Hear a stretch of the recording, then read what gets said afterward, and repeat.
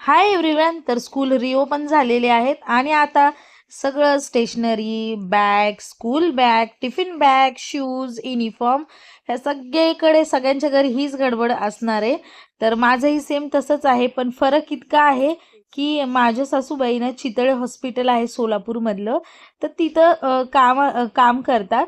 तर त्यांना दरवर्षी हॉस्पिटलकडनं एक कुपन दिलं जातं, ज्या कुपनवर आम्ही नवनीत ट्रेडर्समधून दरवर्षी 500 रुपयापर्यंत पैसे न देता फ्रीमध्ये स्टेशनरी घेऊ शकतो.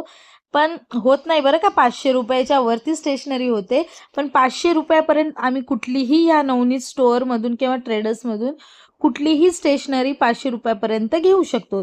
तर हे पूर्ण जे आहे ना, एक मॉल टाईप आहे आणि इथं फक्त आणि फक्त शाळेतल्याच वस्तू ज्या असतात ना त्याच मिळतात. म्हणजे water bottle, bag, pencil, sharpener, खोडरबर, पेन, बुक्स आणि खालच्या मजल्यावरती सगळे जे इंटिग्रेटेड बुक्स किंवा आपले गव्हर्नमेंटचे बुक्स सगळं सगळं खालच्या मजल्यावर मिळतं आणि हे दुसऱ्या मजल्यावर आहे.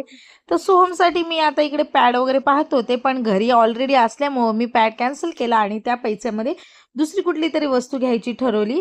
तर बघू शकतात, पण हे सगळं बघून ना मला माझ्या लहानपणीचे दिवस आठवले बरं का. पण आर्थिक परिस्थिती व्यवस्थित नसल्यामुळे आम्हाला एवढं काही मिळत नव्हतं जेवढं की सोहमला भेटतं इथं.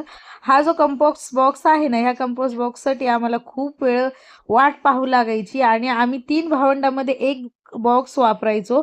पण आता इथं आमच्याकडं घ्यायचं असून सुद्धा आम्ही स्किप केलं, कारण नाही त्याची आत्ताच गरज नाही सोहमला. त्यानंतर घरी जाताना छान अशी पावभाजी खाल्ली आणि सोलापूरमध्ये one of the best pav bhaji मिळते बरं का. बाय द वे, कधी खाल्ली नसेल ना तर नक्कीच खा.